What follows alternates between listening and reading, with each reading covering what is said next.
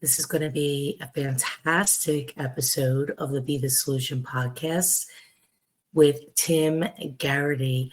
Tim and I have known each other in the Philadelphia real estate market for, guess it's like probably 15 years or so. Yeah. Probably been in the industry 15 years, and I'm 22 years in. So, yeah, it's been some time.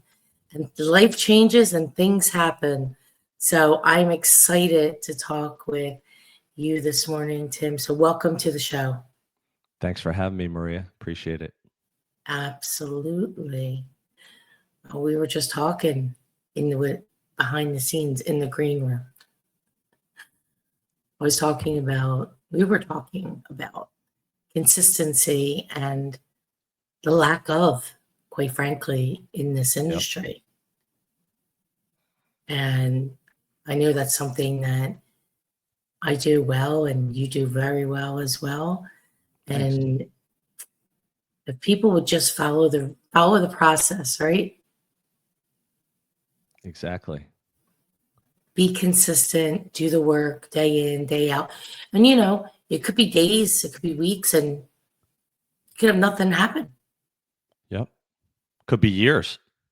You could be working on this, it could be 3 weeks and you're calling every day and you're making your 20 conversations a day, which is what I think. If you don't have a massive book of business, and I mean massive book of business, you got to do 20 conversations a day. Yeah. I even aim for 20 conversations a day.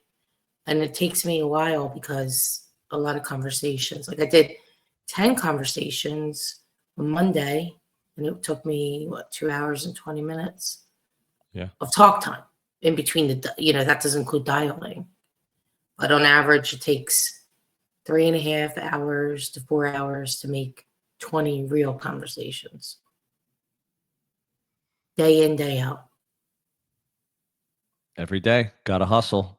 Yeah, I mean, consistency for me, a lot of what I look at, Maria, for consistency is really, I'm like a foundational, like fundamental kind of guy. I like numbers. I was in the mortgage business for a little less than a decade, but I don't like numbers. It's not a passion of mine. Like people are a passion of mine. And I think I was at, like our realtor associations, they'll do like annual meetings and stuff like that.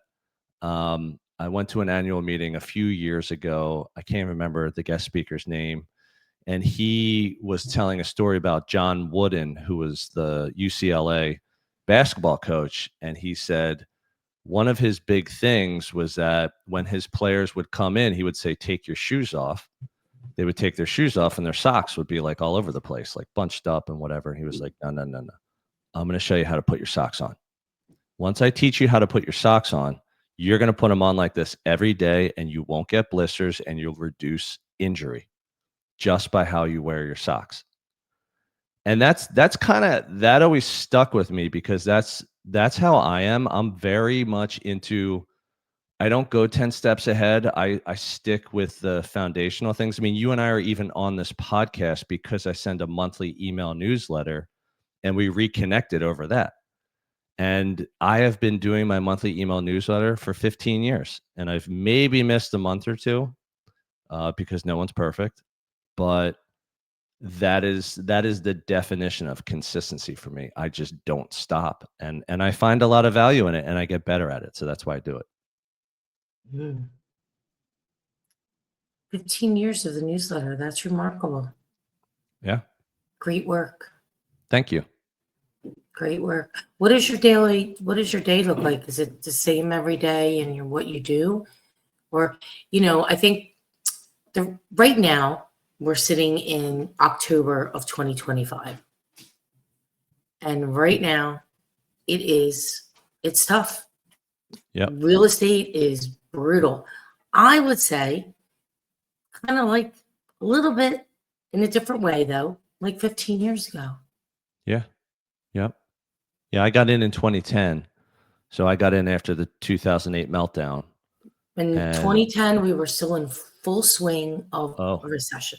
It was awful. Like I got in and there was just no business. But that's a good thing. Like All right, so let's talk about two things. Let's talk about what I do in a day, and then let's talk about being in the tough market we're in. So consistency again for my daily routine. I'm up at 5 every day.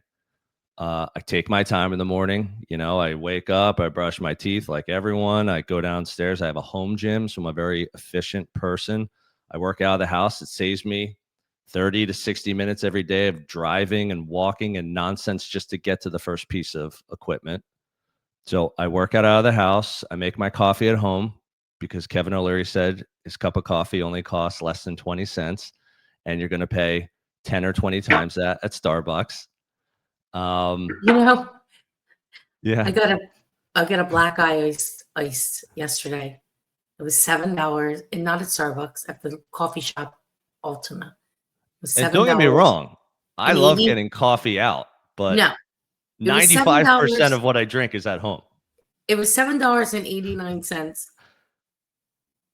The can of Colombian coffee that my husband buys at Trader Joe's for me, I think is $15, and it's massive. It's like this big. I'll last you a month. It lasts probably 3 weeks ish, maybe longer, depending. But that's it. I can go back for a second. It's the little tiny things, The little tiny thing. hinges swing big doors. Back to the coffee. Like think about Daily that. cup. Think about how much money you save, how much time you save, how many calories you save by literally just controlling your cup of coffee every day. So I have my coffee, I have a breakfast every day. I wake up with my daughter 5 days a week. She's 7 years old. I drive her to school 5 days a week. I'm not doing it today because we're on a podcast at 7:30 in the morning, which I love. So I had to skip today, which is perfectly fine. I have to skip it here and there, but 99% of the time, I take my daughter to school 5 days a week. It's 5 minutes down the road. Then when I come home, it's usually around like 8 o'clock. I go right up to my home office. And the first thing I do is I clear out all of my emails and my text messages from the day before. So I go through, rather than get in all the nonsense that's already come across my plate, since I went to bed last night, I go to the day before. I comb through all my emails, I comb through all my text messages, and I make sure that if I miss something that I respond first thing today. So I'm getting back to everyone typically within 24 hours or less. And then once I get through all that, I already have a full day because like we were talking about, you have conversations every day. That's part of your routine. It takes you a couple hours every day. That's what you do to drive your business. I'm a content marketer. The email newsletter is content. My podcast is content. I'm slowly building out my own YouTube channel. That's content. I have a blog on my website. I have social media on Instagram, Facebook, LinkedIn. All of that is content. So I traditionally focus my entire morning from 8 until about lunchtime on content. And that's all different things. So there's on my podcast, my buddy Sean, he's the book reader. I'm not. I'm more of like a visual learner. And Right. one podcast episode, he's like, "Eat the frog." I'm like, okay, Oh, eat never the heard frog. that, but tell me what Well, it is. Brian Tracy. Yeah. Again, I don't read these things. So he's like, "Eat the frog." I said, what does that mean to you? And he said, "Do the hardest thing or things of your day in the morning. Like Right. get them done before lunch. Because if you do the easy things or you're doom scrolling or you're just DMing about, the dinner you had last night with one of your best friends, there's nothing wrong with that. But you're going to look up at the clock. It's going to be 11:30 and you haven't got anything done yet. Then you're like, okay, lunchtime. And then you eat something for lunch. And guess what? You're not getting a ton of important things done at 12:30, 1 o'clock, if that's the way your day went. If you start your day with intention, with exercise, with health in mind, for me, family is the most important thing. So I make sure my family's good before I get started.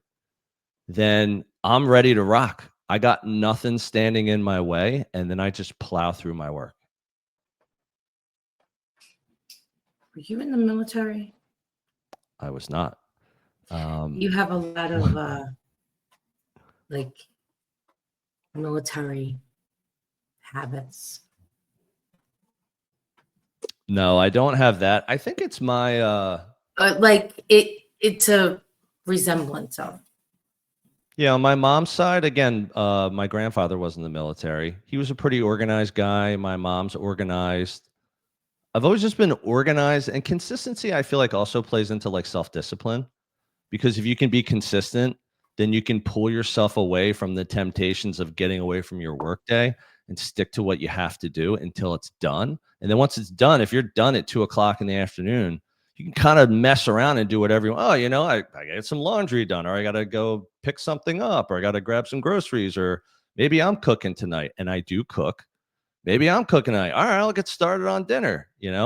So things like that. Like I just look at it as the consistency is what 9 out of 10 people struggle with. And organization, I feel like, is a little bit more of, I feel like an inherited like gift, like it's in my genes. Even though you can learn to be organized, you can also learn to be consistent. So I think it goes back to the John Wooden example. It's about the socks. Like, don't come out on the court and start stretching if your feet are going to get all banged up in the first half hour. Take your shoes off. Let's make sure you look good. And then I'll show you how to tie them. And then your feet won't get messed up. You're going to have a great practice just by checking your socks. So that is a very good analogy of just how I look at my life. It's like focus on what is the front line, what is most important, what's going to prevent other issues, and do that. And once you do that, you're going to knock out a lot of the other crap. So good and so true. Getting the things the most. If you don't get the important things done first in the morning, chances of them happening are slim to none. You're cooked. Because some fire over here, another fire over there. The next thing you know, it's dinner time. One of the things I talk about, Tim, like, especially now, is it takes what it takes. It takes what it takes. That doesn't mean there was somewhere along the line where people said work was 9 to 5. But if you don't get the work done from 9 to 5 because you didn't really work, it takes what it takes. You could put 5 people in the same room with the same phone, with the same people to call. 4 of them won't make the calls the other person will. In this case, I'm using that analogy. Same amount of time, same amount of opportunity.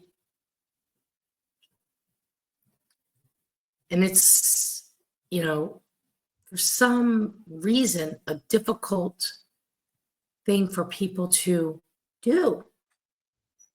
And I'm not sure if it's lack of discipline or lack of focus or lack of really wanting something. Because if you really want something, you'll find a way. Do you know Josh Buchter, Wolf of Broad Street? Excuse me. Yep. Apple, edit this section, please. Josh, yes, I do. Josh Buchter, Wolf of Broad Street. He was on our podcast, Bricks and Risk, with me and Sean Mooney. And there's 2 things he said that I absolutely love. The first one was your vibe attracts your tribe. So be yourself, be authentic, share your passions with people. I'm a content guy. I share what I like. I share the music I like. I like 90s grunge music. I like hip hop. I like electronic music from the early 2000s. I like Nirvana. I like heavy metal. Like, I share that with people because that's what I like, and that's who I am. But the second thing I said relates to what you just talked about is there's beauty in the struggle. And there is, because it's not about getting to the top of the mountain. You get to the top of the mountain, you're like, okay, now what? Yes. There's nowhere more to go. I'm here. Guess I got to go back down. Like the struggle is the climb. And there's beauty in that because in the struggle, in the climb, in the grind, it takes what it takes, like you said, you learn. You make mistakes and then you learn from them. And then you have successes and you learn from those. So your failures and your successes have to happen every day if you want to grow as a person, professionally and personally. So being open to making mistakes, finding beauty in the struggle, it just that line really hit home with me. And I'm like, it's just that's how I look at it. There's some people be like, what? That doesn't make any sense. No problem. We don't see eye to eye.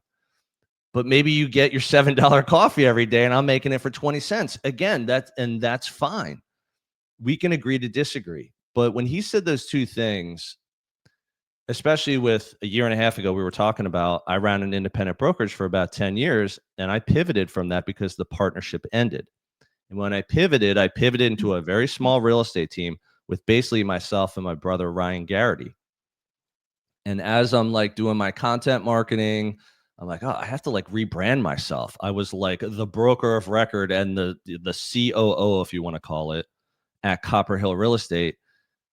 But I never stopped practicing. I've been practicing for 15 years. Now I'm the leader of the Tim Garrity team. Well, what is that? And what are you doing? And who do you help? And like we were talking, what kind of deals do you do? And so I've been spending the last year and a half just building that brand and doing the podcast, doing Bricks and Risk. I've just talked to so many amazing human beings. You could probably agree with this. You just get so many great little like affirmations and nuggets, and you're just like, oh, that's so good. Like, I'm totally like that. Or, you know what? Thank you for sharing that because that is the complete opposite of me. Like, I'm not like that. That's not the way I see it. And that's fine. Like, we can always agree to disagree. And I think like beauty in the struggle is just such a great line because it takes what it takes. Like sometimes I get up at 5 and I'm still, writing a contract or dotting I's and crossing T's at 9:30, 10 o'clock at night. But guess what? I still drove my daughter to school. I still ate 3 meals in a day. I sat down to dinner with my family. I was able to help around the home because I work out of the home. So I just have such an efficient business that my travel time here or there to the gym, to work, to this, to that, and the other thing, I save hours in a day by just literally working out of my house. I love that. And I do believe it's the joy of the journey. And there is no mountaintop because when you get there, you think you've arrived, but there is no such thing. Agreed. What you wanted, you achieved. Like, and it's easy to say, okay, I want to make X. And then when you get X, that's the mountaintop, but it's really not. You never stop growing. And every day we have a huddle at 8:30 on the phone, conference call. And yesterday I said, this business is about personal development. It's about who do you need to become to have what you want? Because it's within us. And that's why the podcast is called Be the Solution. It's within us. There's no outside that's going to change in here. And what do you need to let go of? And what do you need to stop doing or start doing? And a lot of it comes from, things way back that weren't dealt with. And working through that, understanding, realizing that we are all connected in some way. We are. People think that we're not, and we're all energy. So the energy that we're going to put out there into the world, we don't always get the same energy back. Sometimes we do, and we always don't. But you get to decide what you're going to portray to everybody else with your energy. I love that. And so it's about, the day. What's today? Because this is what we got. This year, Tim, I've had not people extremely close to me, but acquaintances, friends from a distance. I've seen a lot of people that are around my age die. I mean, Yeah. just 2 weeks ago, somebody else. She's 57. I didn't even know she was 57. I thought she was a little bit older than that. But all these people in their mid-50s, 50 to like 55 was the average. I'm 55. I'm like, it's kind of freaks you out a bit. Mm-hmm. I love your story that you pivoted, you're building your own brand, you're living your life, you're so efficient. And every time, you said this, I have somebody on the show. I always get I'm like, maybe I should work. I don't work from home. I walk to my office. Yeah. It's Just as good. 7 minutes away, but Yeah. on foot. But I would be more efficient if I just worked from home. Maybe not this house. Yeah. A new house. Then I'm like, oh, I could get a gym. Yeah. I could get a gym too. We could just pack it all up and get that, sell everything. Yeah. Isn't it funny? Like in our industry, like you meet people and they're like, "Where's your office at?" And I'm like, "You're looking at it. This is the home office next to my foyer in my house." Oh, when you walk in And the front door, yeah, it's like it's like a are you on the left 30-year-old, side? yeah, 30-year-old like newish construction home, let's call it, in the Philly area. And you walk in, it's like center stairs, living room, and home office to the right. And people are like, well, where do you have closings? I'm like, there's two offices, and one's 25 minutes away, and that's the far one. But I do that because I do a lot of business in Philly, so it's convenient for my clients. And one's 10 minutes away if I need it, and I don't need it. Like, I'm more the type of guy that, because I focus more on content and, like you said, putting energy out into the world, good vibes, valuable stuff, telling people where to go out and get their fall vibes at, just saying, here's a good restaurant, like go check it out. Or like, did you know that like curb appeal adds like 10 to 15% of value to the home that you already live in? So just freaking paint it and put some landscaping in, like things like that. I do that stuff because I just want to help people. And I feel like when I help people, this is my own experience, it comes back to you tenfold.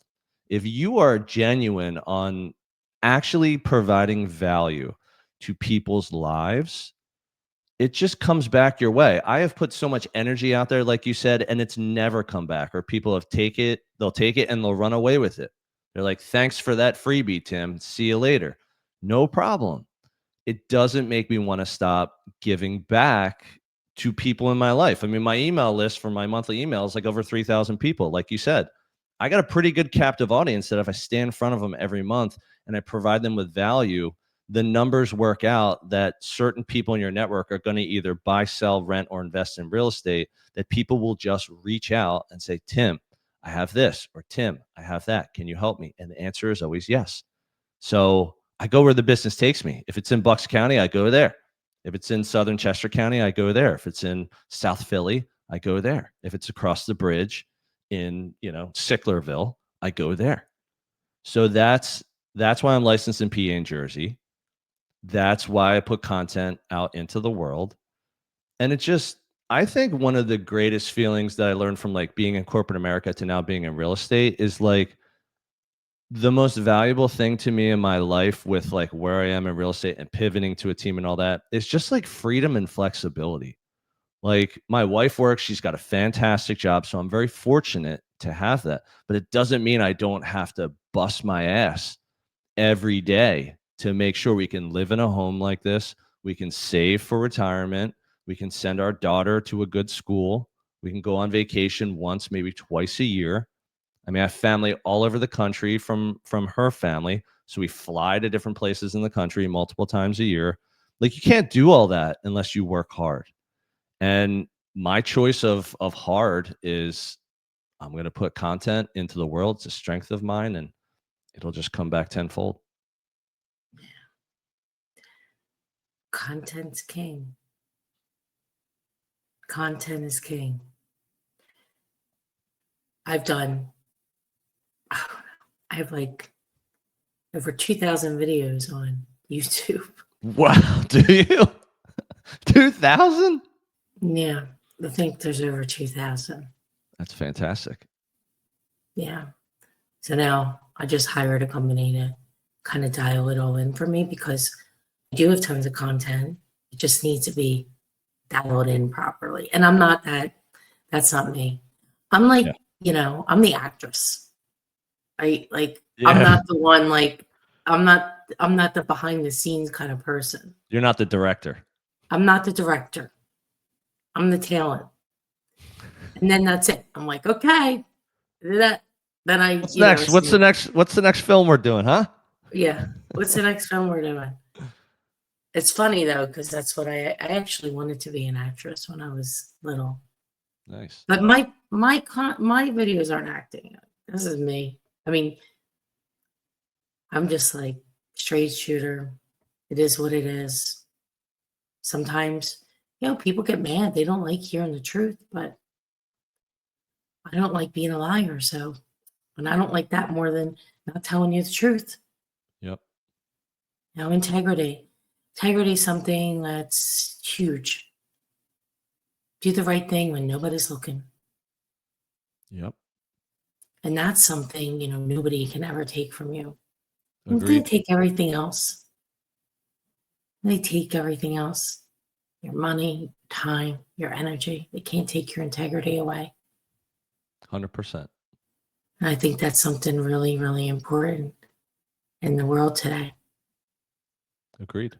So we know you're organized. You're a content king.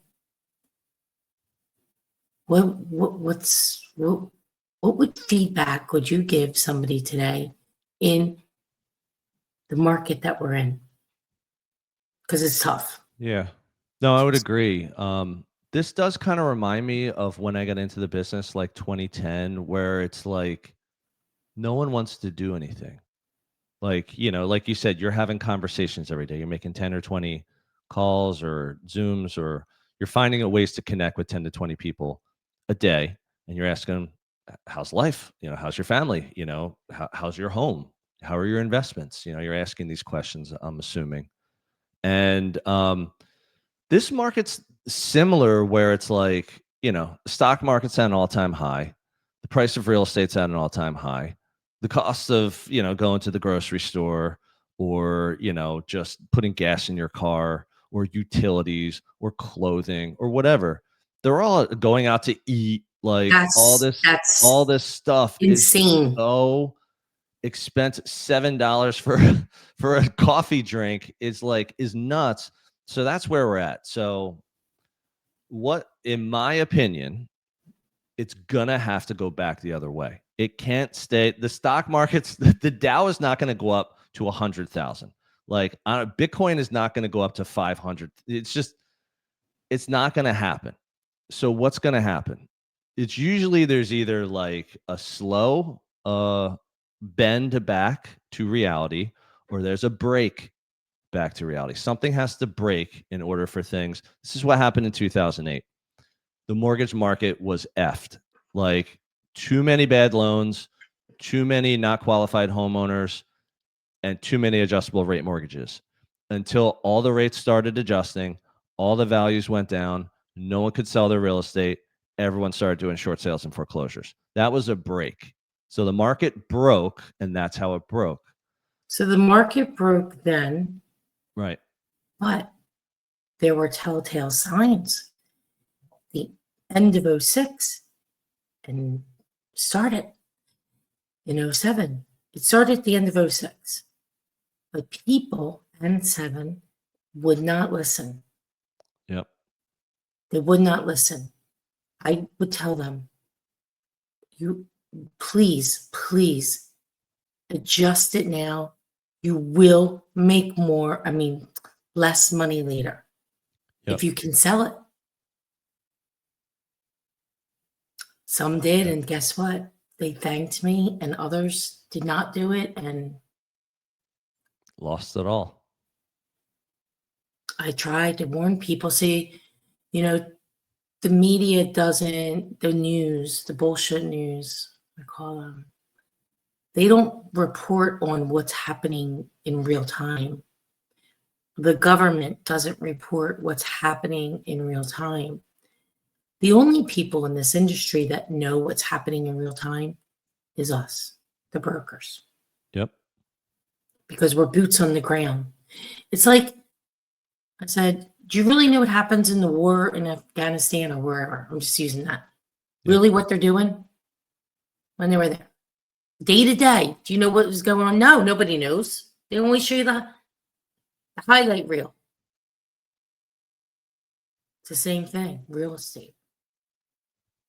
Yeah. No, I agree with all that. I have no idea where this is going to go. What I will say is it's probably going to be a little bit more of a bend just because there's a lot of fundamental wealth right now in like people with equity in their homes. Like if you look at equity stats across the country, like how much equity there is, it's really from the baby boomer generation that they just paid off their mortgages and they're sitting on hundreds of thousands, if not millions of dollars of equity. And they're just like, I don't need to sell. I don't need to leave. So I'm fine. So I think if things break, I think there's a lot to fall back on because prices could drop 10, 20, 30%, and a lot of people would still be fine. They would just be cashing out on their investment or investments now and moving on with their next stage in life now versus 5 years, 10 years, never. So it's probably going to be more something like that just because there's a lot of wealth in the economy right now. I don't think there's a whole lot of risky loans. The one thing I think that could throw off real estate without anyone seeing it coming is the job market. Like here's a great example. We're in Philly.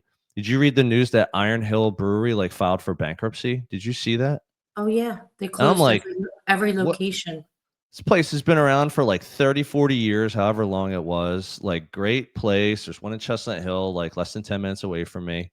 All of a sudden they're just like, yeah, we're in like mounds of debt and we're not making enough money to pay back our creditors. We're done. So I think there's probably going to be some of that coming down the road. Like you said, I think right now it's people are just like, no, everything's cool. Like unemployment's all time low. Home prices are steady. People have equity. Well, think about Something's this. going to have Do to you give. do you know? I don't know very many companies that are hiring. We're not Yep. hiring for employees. For commission salespeople, that's a different story.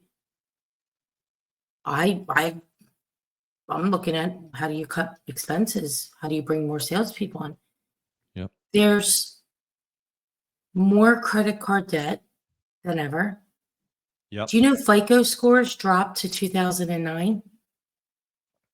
I did not know that. So even people that have money, and I'm not saying wealth, I'm not talking about the very, very wealthy people. I'm talking about people, regular people that even do have money, are strapped because a lot of people live at their means or above their means, Yep. right? The whole theory of keeping up with the Joneses. Oh, we got to have a Range Rover, got to live in the $1.5 million house. They make $300,000, $400,000 now is nothing. Right. Really is Not for not. that lifestyle. Not for that lifestyle. You think about it. We went to dinner, 3 of us, my husband and I, and a friend of ours that was in town last week. The bill was $430. I had 2 wines. I think my husband had 2 drinks, and our friend didn't have any. That's outrageous for a Wednesday night dinner. Yeah. I mean, that's outrageous. $120 or whatever it is, $30 a person for dinner. I didn't even have a full dinner. I had 2 appetizers and no dessert. Yeah. It's just the I cost of mean, things are everything. really expensive, Expensive. Yep. and here's the thing, like, the sellers might have money because it's in their house, Right. but the buyers don't have any. And if the buyers don't have money, and they're the people buying the house, and the move-up buyer isn't there because they won't sell the house, Right. it's a lot of people doing nothing right now. Agreed. But there's always gonna be somebody, so that's the whole thing. The whole thing is talk to more people, and it takes what it takes. Talk to a client, an old client I haven't done business with in years because he was doing commercial real estate and decided he wanted to get back into building duplexes. Nobody's building. Do you know that I pulled the Philadelphia County land list yesterday? Guess how many parcels are on the market? Any idea? No idea. 1,503. 1,503. Yeah. I got through 268, and I sent him 5 out of that many Yeah. that he can purchase. Yep. 268 I went through. Wow. So, it takes what it takes. I am preaching this, Tim. I said October till Christmas, hunker down, blinders on, give it all you got. Give it all you got every day. Content, calls, whatever you need to do. Text, emails, as much as you can do. Because you will get some business to close for this year left, and you'll build 20 and Q1's always our slowest quarter. So if you can get ahead of it, and I'm not saying like, oh, we never, I'm saying it extra for this year because most people come Halloween, take like, they go on the slow boat. People slow down. Don't slow down this year. Put the time in. Put more time in. Get ahead. Because when everybody else is slowing down, there will be people that still want to do something, that still want to transact. Be that one who they talk to, because you're out there. You put yourself out there. You're following up. You're doing the work. The fortune's in the follow-up. Yeah. I would say one thing I learned from 2010 getting into the business to being right around now, because it kind of feels a little similar with just the slowness, let's call it, is use your downtime to your advantage. Because people, when they're slow, they just like, oh, well, that just gives me more time to like clean my house, let's say. It's not to say like having a clean home is not a good thing. It's not what I'm saying. What I'm saying is that if you're in real estate, you work for yourself, you're 1099, you're a small business owner. I don't care which way anyone looks at it. So therefore, the only one that's going to be responsible for your success when it comes down to it is yourself. So when there's downtime, that's your opportunity to either, like you said, make more calls, create more content, and or what I preach every day is start planning now for next year. What if the end of the year keeps being slow? And what if next year is slower than this year? It's totally possible. If that's possible, plan for the worst and expect the best. So keep a positive mindset, but use this time to be like, all right, why did I only do X amount of volume this year? Or why am I still paying for that lead source? Or why am I still spending my time on this? This is the time to sit down and analyze what you're already doing, and it gives you the opportunity to start brainstorming on what you can do for next year. And I meet so many people that I say these kinds of things. They're like, well, how am I supposed to do that? I can't brainstorm on my own. I'm like, okay, what's your marketing What budget? about ChatGPT? Yeah. Or I'll say, what's your marketing budget? Oh, I'm spending $500 a month on this. Here's what you do. You cut that and you go pay someone. I don't care who you pay someone $500 a month, find someone who will who will charge that amount, and have them be your accountability coach. Have them be the one, as a sounding board. I mean, ChatGPT, yes, is fantastic, but some people just need a human. They need to talk to someone and say, here's my struggle. They need to be emotional with someone. They need to say what their problems are. This is why I keep cleaning my house and not doing my work, because I just can't wrap my mind around it. Then go pay a coach, someone to lift your spirits up and help you get more accountable with your business toward the end of this year and into next year. And it'll be the best $500 a month you've ever spent, because someone will tell you where your shortcomings are, but they'll also tell you what your strengths are. And they'll be the one to say, instead of doing this, do that. And if you can do that in 2026, you're probably going to see results, because you're naturally a content person, or you're naturally good on the phone, or you're naturally good in person, or you're naturally good in video or email or whatever.